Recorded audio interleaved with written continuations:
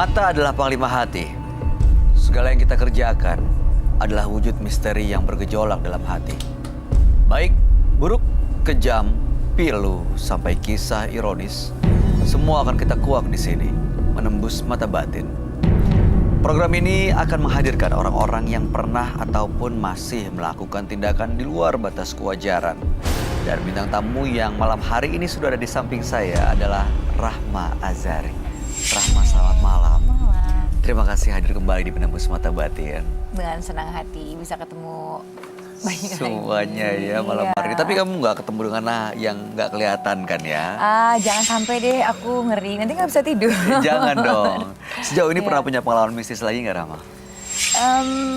Iya, paling sih kayak kalau yang nggak kelihatan dengan kasat mata sempat foto gitu pas lagi show, ada kayak penampakan gitu. Seperti apa bentuknya? Bentuknya serem sekali. Jadi itu hanya kepala aja yang terbang.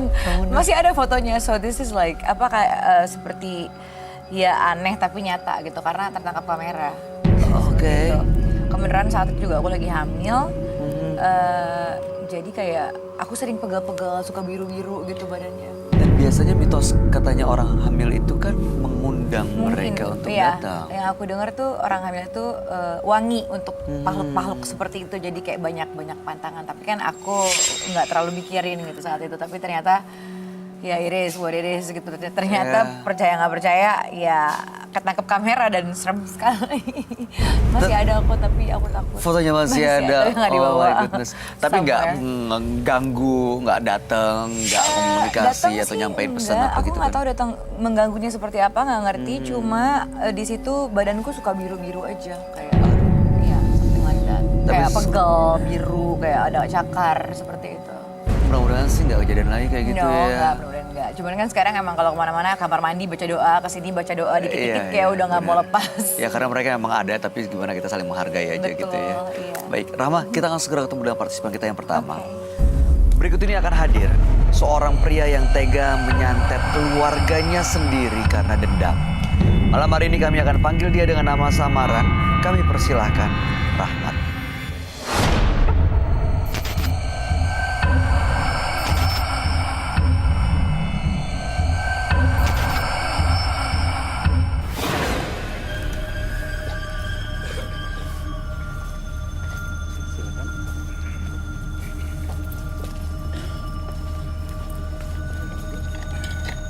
Silakan.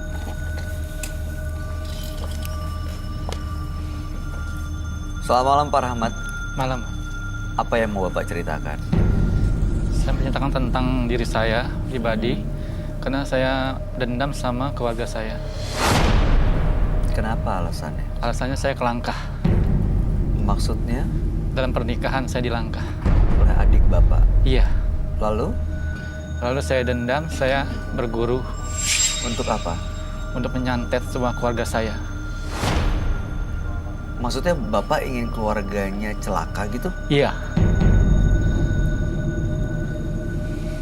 Apa yang dilakukan di tempat ritual itu?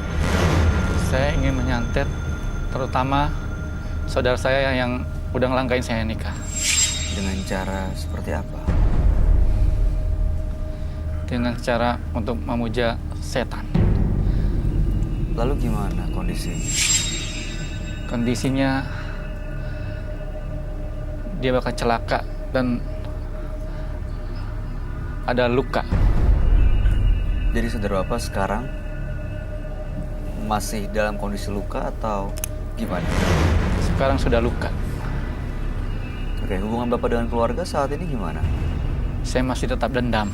Dan yang celaka, yang luka hanya saudara atau semua anggota keluarga? Yang pertama yang celaka itu yang saya nikahin tadinya nggak jadi. Saya udah pernah pacaran sama saudara saya. Maaf Pak, saya ulangi lagi ya. Bapak pernah pacaran? Iya, Ini saudara ini maksudnya adik, bukan. tapi Saudara masih sepupu. jadi pacaran dengan sepupu Bapak? Iya, karena saya suka sama dia. Berhubung dia melangkai saya nikah duluan, jadi saya santet. Berapa orang yang dikenain santet, Pak? Pertama yang saya cintai dulu, Lalu lalu semuanya. banyak korbannya. Iya, Dan kondisinya mereka sekarang seperti apa? mereka bikin saya susah. Dan juga untuk nikah lagi susah yang saya cintai itu. Dan usahanya juga macet. Baik, Pak Rahmat tujuannya datang ke sini untuk apa sebenarnya? Saya tujuannya untuk menyambut ini saya supaya bisa nikah. Oke, mudah-mudahan Bapak bisa melepas semua yang telah Bapak lakukan. Dan harapan kami tentunya tidak akan mengulangi apa yang pernah Bapak lakukan. Kami akan mengajak Anda untuk langsung bertemu dengan sahabat kami ya Pak. Dia adalah seorang indigo, kami persilahkan Roy Kiyoshi. Sebelumnya, tim Mata Batin sudah memberikan tanggal lahir dan nomor rumah partisipan kepada Roy Kiyoshi. Dengan mata batinnya, Roy akan membaca berdasarkan angka yang kami berikan. Rahmat terlahir dengan tanggal lahir 28 Oktober 1987 dengan nomor rumah 9. Sosok yang memiliki ketenangan dan penuh optimis. Akan tetapi ketika ia diganggu dan dibuat emosi, ia tidak akan ragu untuk mencelakai orang tersebut. Hal ini yang saya lihat dalam diri Rahmat. Saya melihat adanya konflik yang menyebabkan kehilangan kontrol dan dendam pribadi. Saya merasakan adanya sosok gaib untuk mencelakai seseorang. Entah kenapa saya melihat sosok Rahmat ini sangat berbahaya sekali. Saya melihat sosok tinggi, besar, dan berbulu. Kemungkinan ini adalah genderuwo.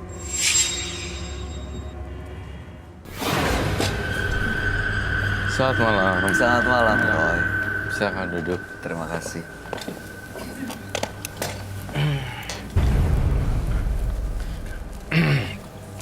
Pak Rahmat, Iya. dengan tanggal lahir 28 bulan 10 1987 dengan nomor 9. Oke, sebelum kita ngobrol apapun, saya kok ngerasa 1987 mukanya seperti ini ya. Mohon maaf saya tidak menjudge orang dari don't judge the book by the cover, right? From its cover. Tapi kamu sering bilang ya kan Roy, kalau orang sudah menggunakan hal-hal gini, kayaknya penampilan atau kelihatannya lebih tua dari umurnya. Apa betul seperti ini? Betul. Harusnya gitu ya. Aku 87 juga. Tapi nggak kayak seumur kelihatannya ya. Is there something wrong with the health? Nggak tahu, saya ngeliat Pak Rahmat tadi dia cerita dia sakit hati intinya, terus dia menyantet keluarganya, sakit hati dengan alasan dilangkahi menikah, dan yang bikin sakit hati juga sepupunya itu dia pernah pacaran dengan sepupunya. Pokoknya banyak hal yang saya sepertinya susah gitu nangkep dengan akal sehat saya. Dalam mata batin saya, Pak Rahmat tuh tinggal di mana sih? Kok kayak bukan rumah kamu? Maaf ya saya bongkar. Jujur, ini kamu bukan di rumah kamu sendiri ya? Iya, Kayak kamu numpang atau apa gitu? iya, saya numpang. Aduh, saya nggak tega ngupasnya. Terus kedua, saya merasakan di sini ada penghinaan secara tidak langsung. Artinya gini, ya lu beli rumah lah sana, jangan nginep di sini gitu. Iya, Oh di NASA Itu namanya apa ya? Bukan bully sih, maksudnya kayak underestimate. Direndahkan. Saya tahu Pak Rahmat mungkin belum berkecukupan untuk membeli rumah. Namun yang salah adalah saudara-saudaranya underestimate dia. Lu numpang udah nggak bayar, numpang gitu kan. Nah, kedua, saya melihat dalam mata batin saya Pak Rahmat itu adalah karena dendam dan sakit hati, omongan-omongannya nyelkit itu dari tadi, itu mencari sang ahli dukun untuk mencelakai your family. Apa maksudnya yang ada di situ? Apakah itu betul? iya, betul. Saya berharap Anda sabar ya. Mungkin mudah-mudahan ini belum rezeki, belum punya rumah, tetapi kamu harus kuat dengan cercaan, makian. Iya. underestimate kayak lu udah numpang belagu banget gitu. Itu kan kasar ya. Ya, apalagi yang melakukan itu adalah keluarga sendiri. Dan yang melakukan itu keluarga sendiri, saya merasa itu tidak dihargai. Dan kamu pantasnya melakukan santet ya? Iya. Iya. Dia santet targetnya ke siapa? Ke saudaranya Serius deh? dan pacarnya, keluarganya. Oh, Pacarnya itu pantesan. sepupunya sendiri. Jadi gini, aku tahu ceritanya. Jadi santet keluarganya itu karena memang di underestimate. Alasan yang Jadi paling sakit hati ya? Sakit hati. Jadi dia kirim santet karena merasa diremehkan. diremehkan. Ya kesel juga sih, Bay. Iya sih, tapi sekesal-kesalnya sama keluarga sendiri, tega banget gitu kalau pakai santet. Iya, santetnya hampir meninggal nggak? Sampai kondisinya seperti apa sekarang mereka? Luka, ada kecelakaan ya tadi aku Iya. bilang ya. Tapi nggak kelihatan ya, Pak Rahmat tuh tukang santet orang. Kayak tenang gitu. Kayak orangnya tenang gitu. Saya nggak tahu kalau ternyata dia tuh nyantet bener-bener nyantet gitu. Iya nggak sih? Iya. Nggak kelihatan sama sekali. Pak Rahmat tuh kelihatannya kayak wira swasta biasa gitu. Betul.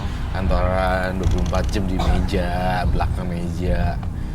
Tapi dendamnya ya nauzubillah min jalik gitu deh pokoknya. Parah banget gitu. Parah banget. Iya. Pak Rahmat waktu melakukan ritual ke dukun ada gangguan yang dialami nggak? Ada. Seperti apa? Ya, dia kalau tidur malam ada yang ketuk-ketuk pintu. Emangnya nggak takut, Pak? Sebenarnya sih merasa terganggu. Tiap malam itu ngetuk-ketuk pintu. Nggak Dibukain nggak? suara. Pas dibuka, pas keluar tidak ada. Nggak ada siapa-siapa? Iya. Oke, Roy, menurut mata batin kamu, siapa sebenarnya yang ngetok pintu dan coba ganggu Pak Rahmat? Yang mencoba mengetuk pintu secara tiba-tiba dan siapa yang mengganggu Pak Rahmat? Saya melihat sosok pocong dan kuntilanak kiriman dari beberapa orang yang dekat dengan kamu. Pocong dan kuntilanak. Jadi matanya putih semua. Kalau ini kan kalau aku merah gitu. Kalau dia tuh putih semua dan gak ada hitam-hitamnya sama sekali. Dan saya lihat pocong ngetok-ngetok.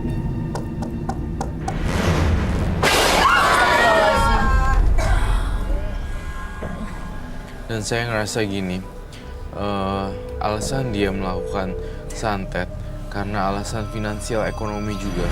Karena dia dihina sama orang. Itu yang Salah paling satu nomor alasan satu. yang paling Nomor kuat satu ya. itu. Iya. Terus tadi barusan ada suara seperti itu, begitu kamu menyebut pocong dan kuntilanak, apakah mereka terganggu karena mereka disebut atau? Kalau menurut saya ini adalah penghuni dari yang di atas selalu bentrok sama penghuni Badannya Pak Pak Rahmat. Jadilah bentrokan bunyi-bunyian. Itu Bentrokan penjelasannya energi pasti ya. seperti itu. Oke. Pak Rahmat dengan datang ke sini sebenarnya ada rasa penyesalan nggak sih pernah melakukan itu semua ke keluarganya? Sebenarnya sih ada. Should be. Ada. Iya. Saya melihat sosok pocong loh dekat banget di palanya Pak Rahmat. Kamu ngelihat ada sosok pocong beneran? Jadi gini, mukanya Pak Rahmat pun, mohon maaf ya, Pak Rahmat ada kesehatan yang terganggu tidak sih? Ada. Jantung, atau apa gitu? Ada. Apa itu? Hepatitis. Saya juga melihat satu hal di sini. Kamu ada penyakit kelamin ya di situ? Iya kah? Iya. Saya tadi lihat sekelebatan terus. Saya ngeliat kain kafan juga, Bay. Iya beneran, seriously. Okay. Like, is it just only me? Like, but... Kayak, saya lihat ada penyakit di kelamin. Kemudian juga seperti ada sempet pasang-pasang apa nggak sih di dalam tubuh Mas Rahmat? Iya, ada. Apa yang dikatakan Roy benar? Benar. Bapak merasakan itu semua. Iya.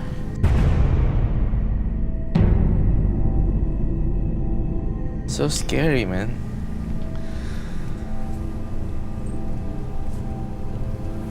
Saya butuh kembang setaman seluruh bunga-bunga dari seluruh negeri. Saya Oke. pengen tahu, Roy. Kondisi gangguan medisnya Pak Rahmat ini sebenarnya karena pengaruh mistis atau memang gaya hidupnya Pak Rahmat yang membuat dia terganggu? Untuk gaya hidup Pak Rahmat ganjen-ganjen ke cewek gitu dan akhirnya dapat penyakit itu, saya tidak merasakan si Pak Rahmat tipikal orang genit. Jadi ini ada pengaruh mistis? Hmm, Karena dia sering ke dukun atau mungkin ada kiriman? Mungkin sering ke dukun dan kurang higienis dalam melakukan TKP. Biasanya biasanya itu Saat buang apa? air kecil. Iya, saat buang air kecil biasanya kan harusnya di itu lagi gitu. Jadinya makanya ini. Dan tapi ada kaitannya juga sih memang kalau ilmu, pesugihan, penglaris dan segala macam biasanya ada sesuatu lah di belakang. Beda sama Tuhan nih, kalau kita lagi minta sama Tuhan nggak ada pamrih. Seperti efek samping gitu. Yes. Jadi karena minta sesuatu sama makhluk astral, makhluk gaib, ada sesuatu yang harus kita bayar. Iya. Dan itu kesehatan kita sendiri. Iya. Jangan-jangan dia juga menumbalkan umurnya sendiri lagi. Jangan-jangan, coba tanya. Bapak Rahmat pernah melakukan perjanjian gaib nggak? Dengan dukun, dengan paranormal. Iya pernah Ada perjanjian. janjian. Di perjanjian maksudnya gimana sih, Boy? Gimana Kalau misalnya perjanjiannya? gue sukses, gue akan Iya. beliin lo mobil, Mbah, gitu ya. Ini perjanjiannya seperti apa? Seperti tumbal, ada yang dikorbankan, ada orang lain yang akan diserahkan, atau Bapak mengorbankan umur Bapak sendiri. Misalnya sisa hidup saya 10 tahun saya bayar, saya korbankan. Jadi kalau masih ada sisa 10 tahun saya meninggal di usia itu. Janjian cuma ngasih makan aja sama makhluk setan itu. Ngasih makan apa ke setan-setan itu?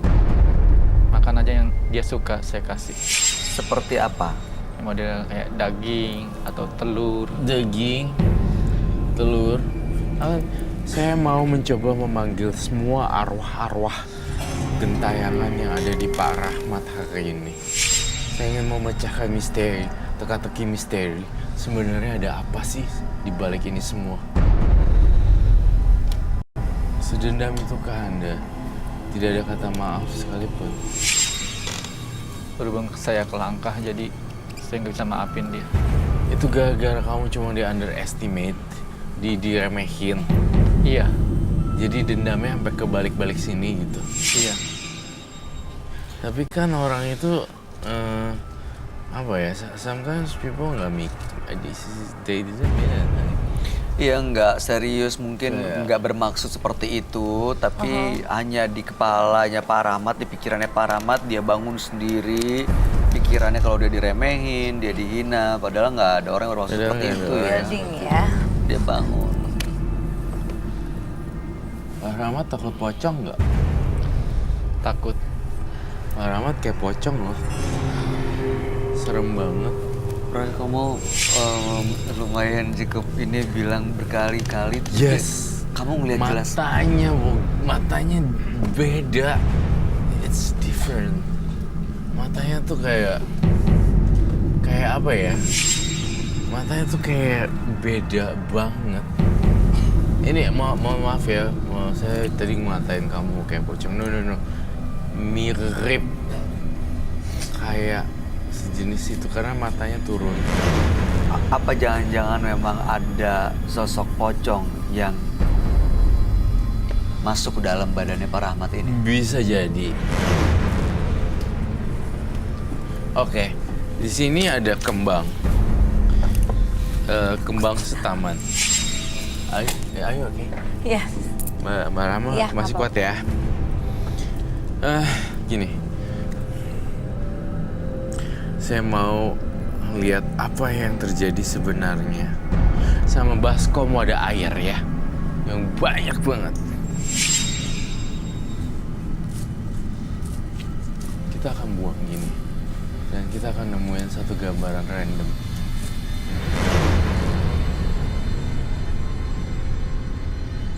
Ini bunga untuk menetralisir, dan bunga itu kan harum. Jadi membawa feng shui baik sehingga kita tidak diganggu oleh makhluk-makhluk astral di daerah sini, ya. Jadi Mas Rahmat jangan salah paham. Iya. Tuh ya. Wow, Pucat ya? ekspresi It's mukanya like a pucat pale. dan kayak ngeblank. Good.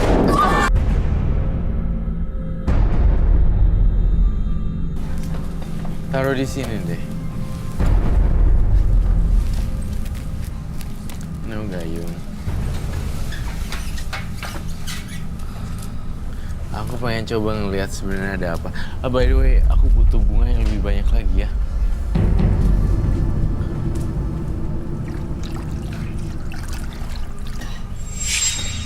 Saya melihat istri kamu kok kurang respect juga ya. Iya. I mean like, I'm so sorry. Aku ngomong gini gak apa-apa ya? Saya Nggak apa-apa. Kamu sedih gak ntar?